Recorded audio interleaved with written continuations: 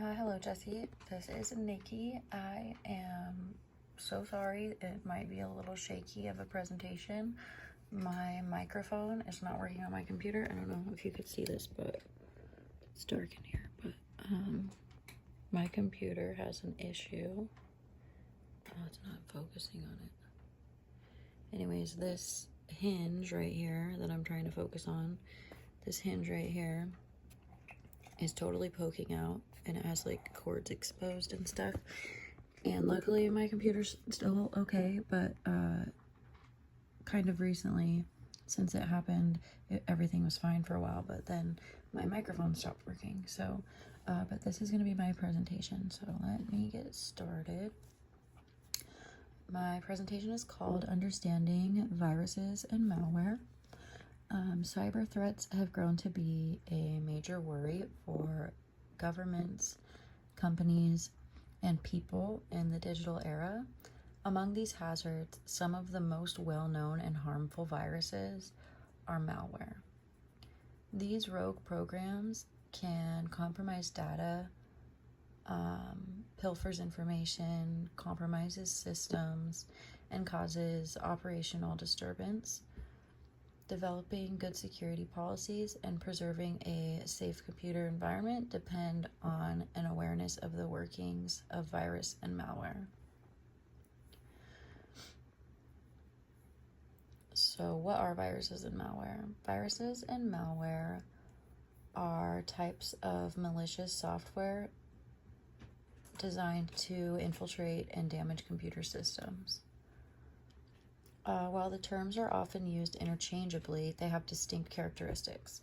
So a virus is a type of malware that attaches itself to a legitimate file or program, and it spreads when the infected file is executed. So it requires a host to propagate. And an example of that is the I love you virus, which spread via email attachments, which overrided files and caused widespread damage. So malware is short for malicious software, and it's an umbrella term for all types of harmful software, including viruses, worms, trojans, ransomware, spyware, and adware, which is what I'm going, like the specific ones that I'm going to talk about and give examples about. So there's several types of malware. They each have unique behaviors and effects on our computer systems. So viruses attach themselves to executable files and require human action to spread. When an infected file is open, the virus activates and may replicate, corrupt data, or spread to other files. And an example of this was the Melissa virus, which spread through Microsoft Word documents via email, infecting thousands of computers. Worms, unlike viruses, worms do not need a host file to spread. So they exploit vulnerabilities in networks and systems to propagate independently, often causing widespread damage. An example of a worm that spread was the blaster worm, which infected Windows computers by exploiting a security flaw, causing system crashes and slowdowns. So Trojans, a Trojan horse disguises itself as a legitimate program to deceive users into installing it. Once executed, it can provide hackers with unauthorized access to steal data or install additional malware. And an example of a Trojan is the Zeus Trojan, which was used to steal banking information from unsuspecting users. Gosh, I move my arms when I talk, man. This is hard. I'm so sorry. Ransomware encrypts a victim's files and demands payment in exchange for a decryption key. This type of malware has become increasingly common, targeting businesses and individuals. An example is WannaCry ransomware exploited a Windows vulnerability, seeing a pattern here, encrypting data on infected systems and demanding Bitcoin payments. So spyware is spyware secretly monitors user activities, and it collects sensitive information such as login credentials, browsing history, and personal data. It's often bundled with legitimate software installed through phishing attacks. And an example of this is the Cool Web Search spyware, which hijacked web browsers and tracked user behavior without consent. And the last one I'm going to go over is adware. So adware generates unwanted advertisements and may track user behavior to display targeted ads. It's not always harmful, but it can slow down systems and compromises privacy. So an example of this is Fireball adware, which infected millions of computers, generating fraudulent ad revenue while manipulating browser settings. So malware, how it works is it spreads and operates through various machines.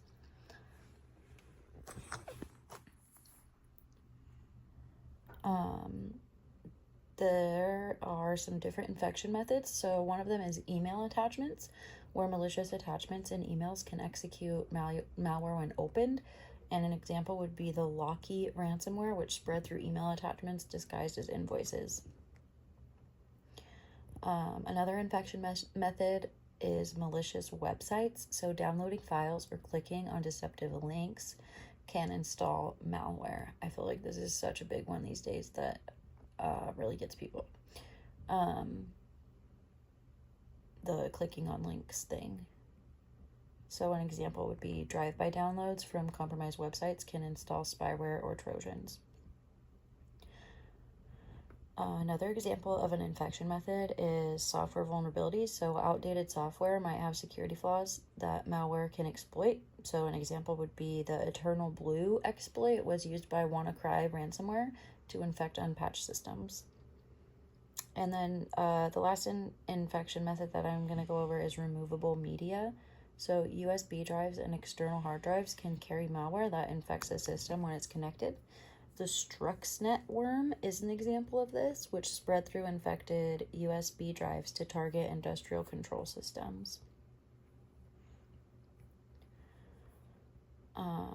Once they get into a system,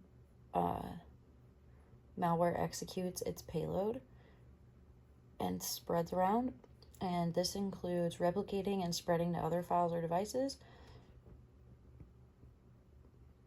So the CryptoLocker was a ransomware encrypted user files and demanded Bitcoin payments for decryption. I'm sorry, that's the encrypting files ransomware attack. So I just have examples of like each thing. But so once inside a system, malware executes its payload, which may include replicating and spreading to other files or devices, encrypting files, which is like a ransomware attack, granting remote access to hackers, and disrupting system operations. And I have an example of each one of those things. So the configure worm spread across networks by exploiting Windows vulnerabilities. The CryptoLocker ransomware, which I mentioned a minute ago, encrypted user files and demanded Bitcoin payments for decryption. And then the back orifice Trojan provided attackers with complete control over infected computers. And the MyDoom virus caused slowdowns and email server crashes worldwide. So concealment techniques to avoid detection. Malware hides within legitimate processes. It modifies system files and registry settings, and it uses encryption to evade antivirus programs. So the rootkit was a malware family that embeds itself deep in the system to evade antivirus protection. The Zlob Trojan modified registry settings to gain persistence on infected systems. And the fileless malware operates in memory, making it difficult for traditional antivirus software to detect. So protecting against and preventing malware. The best way to defend against malware is through proactive security measures. So one, reliable security software can detect and remove malware before it causes damage, like Windows Defender, Malwarebytes, and Norton Security that provide real-time protection. Keep software and operating systems updated. So regular updates patch vulnerabilities that malware could exploit. The blue keep vulnerability in Windows was patched to prevent remote execution attacks. That's an example of keeping your software and operating systems updated with patching vulnerabilities. Number 3, avoid suspicious emails and links. Users should be cautious when opening email attachments or clicking links from unknown sources. So an example of this would be phishing.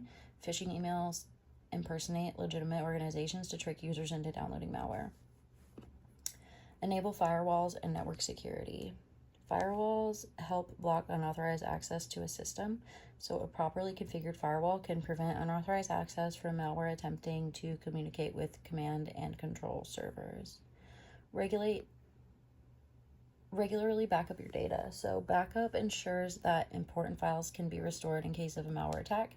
Ransomware victims who maintain secure backups can restore their data without paying attackers. Practice safe browsing and downloading. Only downloading software from trusted sources reduces the risk of infection. So avoiding pirated software helps prevent installing bundled malware. Understanding how viruses and malware work and how to protect digital security is absolutely vital since they seriously compromise it. Strong cybersecurity policies help users to reduce risks and shield their system from hostile attack. Maintaining a safe computing environment depends mostly on keeping informed and alert. Thank you for listening to my presentation.